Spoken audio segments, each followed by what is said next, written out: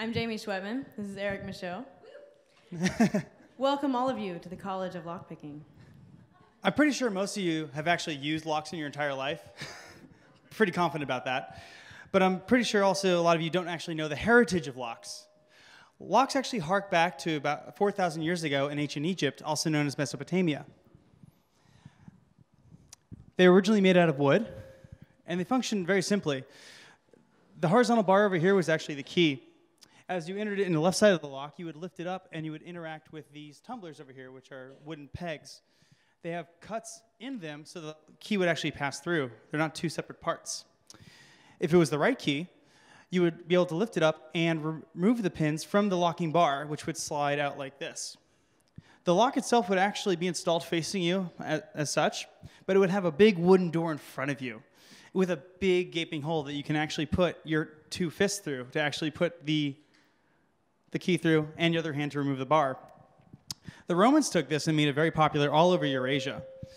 Actually, so popular that it lasted for about 3,500 years, to where the Spanish, as they were conquering the world, took it along their ships over to Latin America, where it's actually been found. This lock in particular was found today in a flea market in Bolivia. It's actually still being made. Never mind the fact that there was a big gaping hole in the door that you needed to have in order to use this lock. It was pretty much also susceptible to picking just by using your fingers, because this key was huge.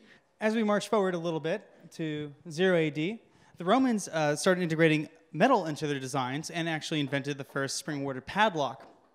It had a very interesting design. It comes simply like this. You have the top part, which is the shackle, which would go through the hasp, which is attached to a door or a chest or something else that you wanted to secure. This part over here, if you flipped it on its side, looked like this big V. It was a piece of spring metal that when you entered it on the left side of the lock, it would enter through a rectangular square, and it would compress the spring until it entered all the way through, and then it would snap back into place, and then it would be locked. To go in the reverse and open up your lock, you would actually take this key over here, and you would place it in perpendicularly into the lock.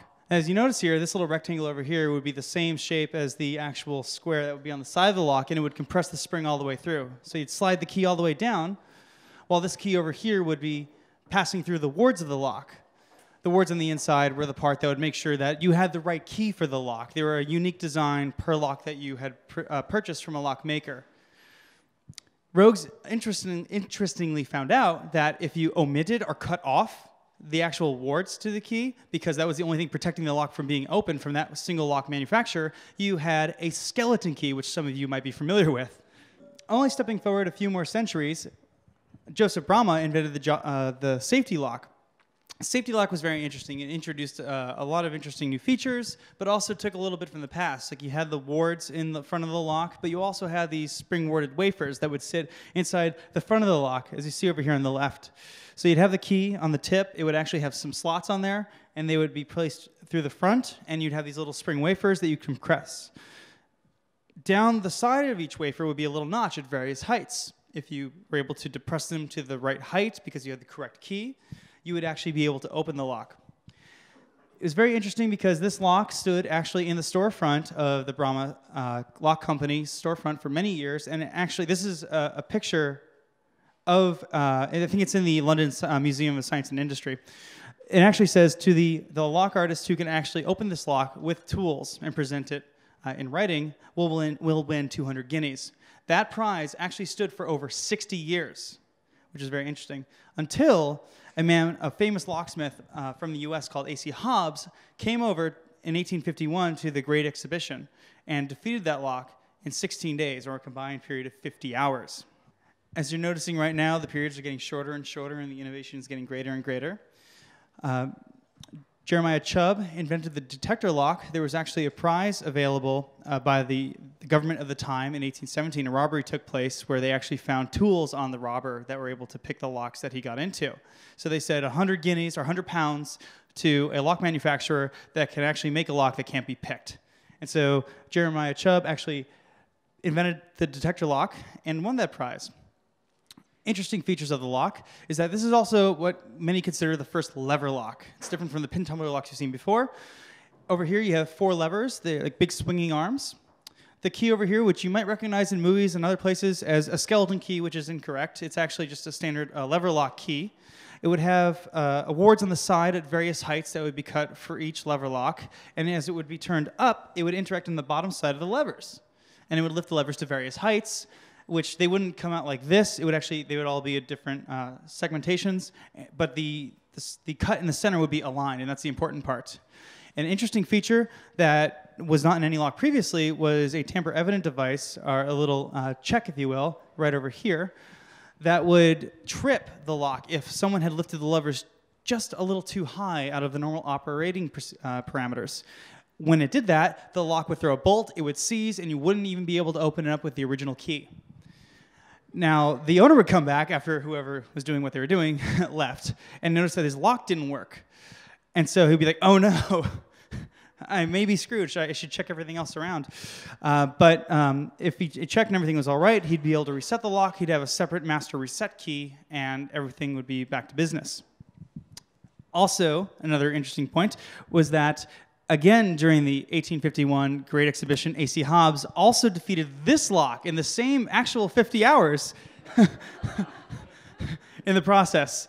And he actually went home and created one of the first American lock companies called Hobbs and Hart, and had developed the protector lock, stating, I have invented this lock, it is unpickable.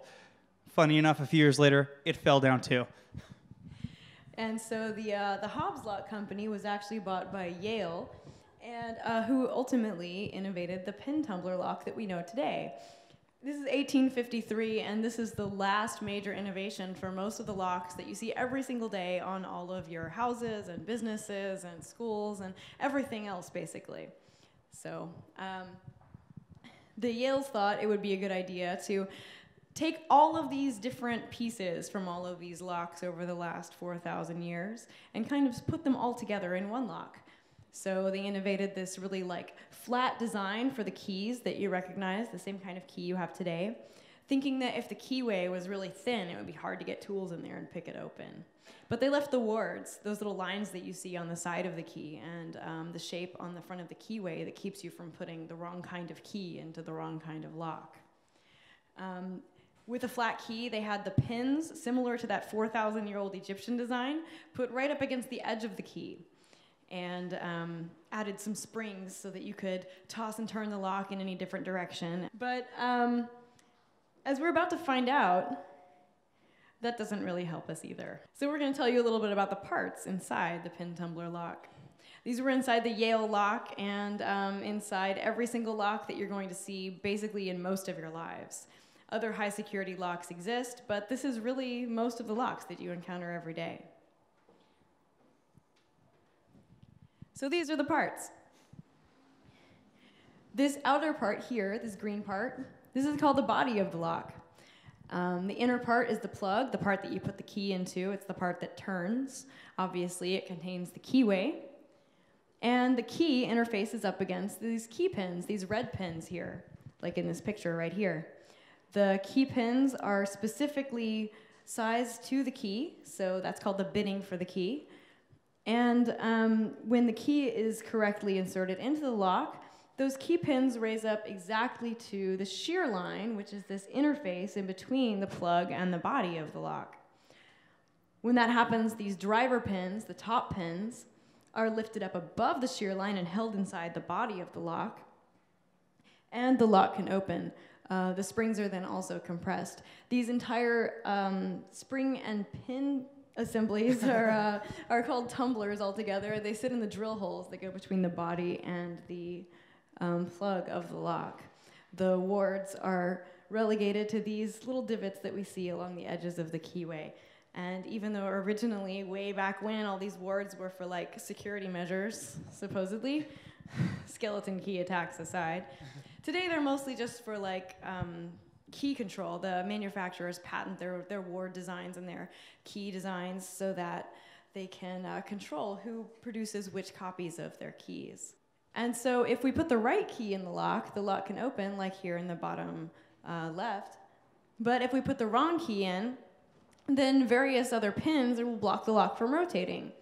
So here in the bottom right is the wrong key. We can see that some of the driver pins are blocking the plug from rotating, but some of the key pins are even lifted up too high and still blocking the plug from rotating. We're actually going to tell you how to pick the pin tumbler lock. I know it's what you've all been waiting for. Right? Yeah, yes, I thought so. Yes. So this is a nice quote from A.C. Hobbs. Rogues are very keen in their profession and know already much more than we can teach them. So we were going to call this slide, Why is Picking Possible? But it just doesn't really cover it. Why is picking so easy? So in the perfect world, where everyone could manufacture everything absolutely perfectly every single time, locks would be manufactured perfectly, and these drill holes that they put in the locks would be absolutely perfectly aligned, in which case, under torque, that is when we try to turn the lock, the pins would all bind at the exact same time, and we wouldn't really be able to pick the lock open. You would absolutely need the right key. But unfortunately, if that was the case, the lock still wouldn't work if it got like hot outside or cold outside or dusty outside or muddy outside or windy or whatever. So, in the real world, manufacturers just save themselves all the expense and don't bother to really precision manufacture it quite so tightly. So the actual lock has drill holes that aren't quite so precisely aligned. And because of this, we actually can pick the lock open. What it means, of course, is that then the lock can operate under many, many, many, many, many openings and closings of the lock, so that the lock manufacturer doesn't end up with lots of unhappy customers. But what it means for us is that these tiny little discrepancies between the drill holes, where we have just one of the drill holes or the other one sitting just a little bit outside of the others, means that when we put torque on it, instead of all the pins binding up against the sides of the drill holes at the exact same time, only one or the other of these pins will bind, meaning that we can feel them out with a lockpick, lift them up one at a time, and they'll open. So here are the basics of opening it in just 1, 2, 3, open. First, apply torque to the plug. Second, use a pick to feel for the binding pin that's in the lock. Lift that pin and repeat until open. And that's basically it. There's really not anything else to it. Still today, in most of those locks that you see just about everywhere. So you can come try it for yourself. We have a table right in the back. We've got a whole bunch of locks. We've got a whole bunch of lock picks. And we promise you can do it. Thank you for showing up, guys. Thank you.